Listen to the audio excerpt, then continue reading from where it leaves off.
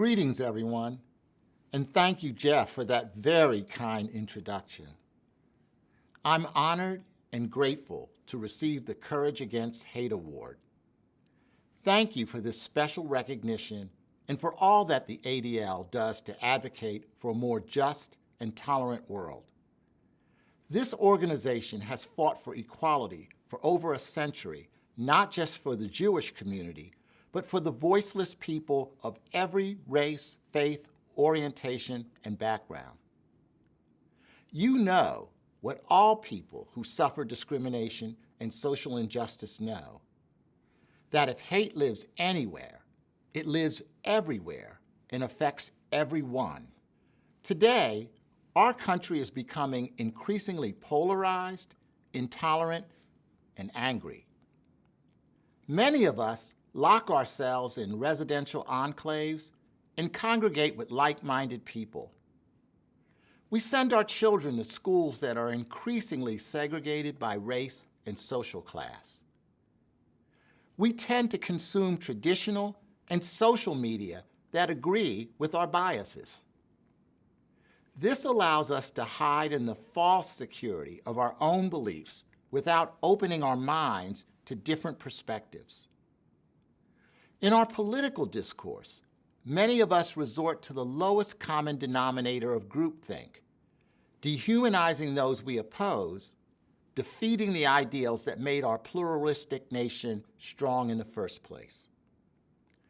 And now we're facing three simultaneous crises: the SARS-CoV-2 pandemic, the economic downturn affecting a broad swath of households and businesses, and the harsh reality of the systemic social injustices that continue across America.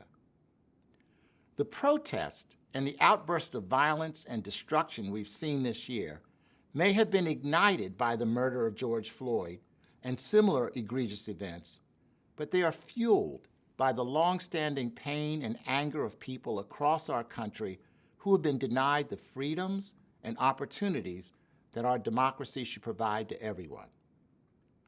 Opportunities for good health, unbiased treatment by police, quality education, and access to economic security. We cannot wait for another George Floyd tragedy to drive the momentum of reform efforts.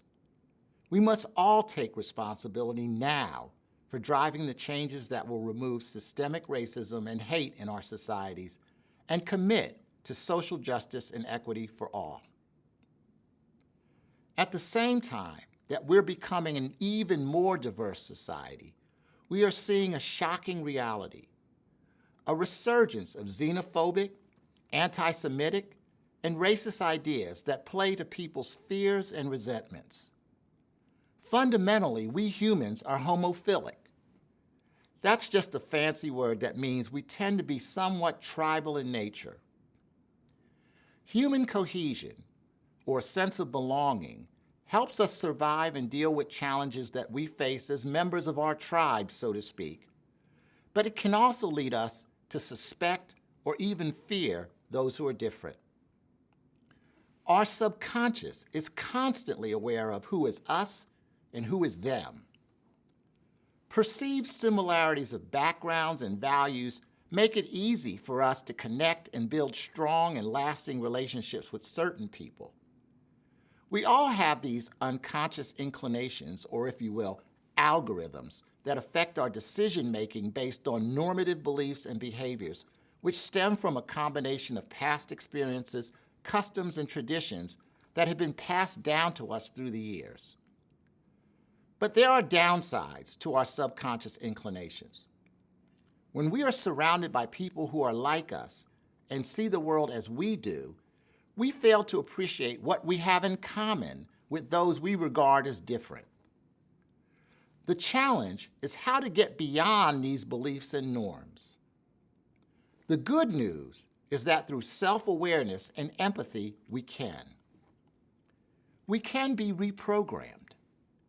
We can leave behind the dogmas of hatred and division.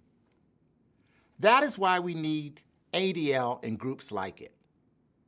They can help us learn to appreciate rather than fearing or despising those who may think or look different than us. ADL understands that the rhetoric of hatred and bigotry cannot be ignored. It must be actively countered as it has real-life consequences: incitement to discrimination, hatred, hostility, and violence against those we perceive as fundamentally different, especially marginalized groups.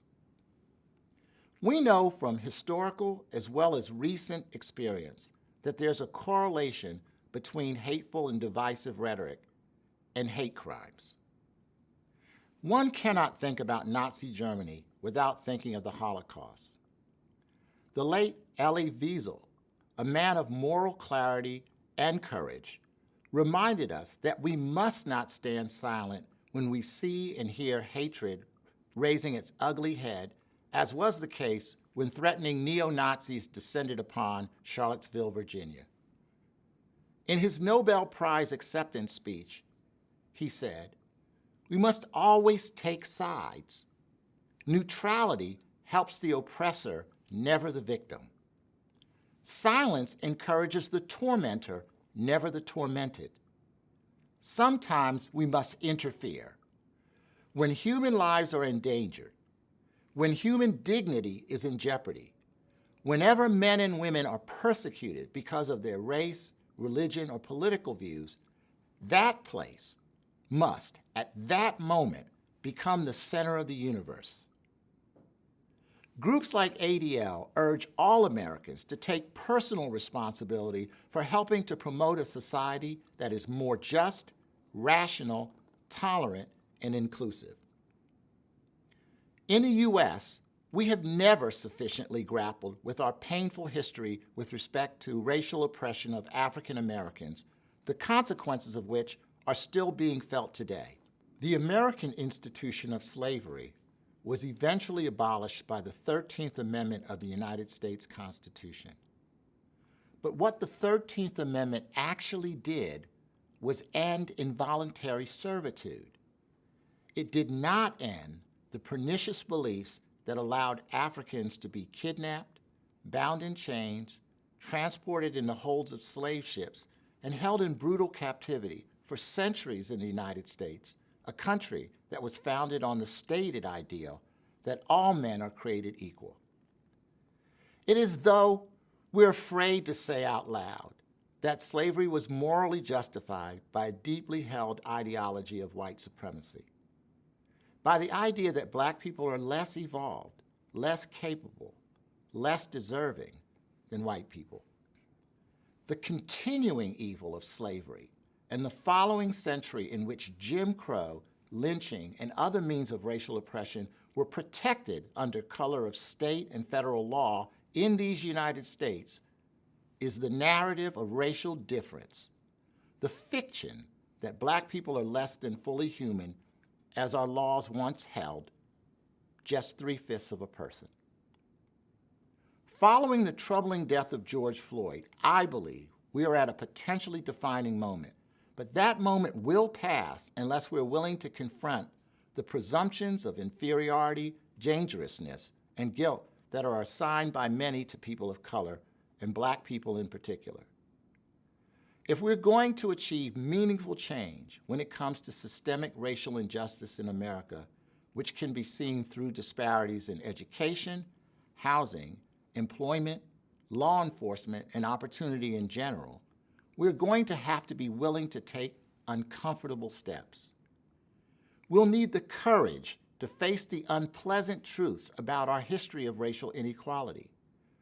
As Brian Stevenson puts it, we need an era of truth and justice, of truth and reconciliation. As leaders, it is incumbent upon us to help move our society past racial inequity and division rather than leaving this for future generations. Our society needs organizations like the ADL to help strengthen our resolve. You motivate us when we're falling short.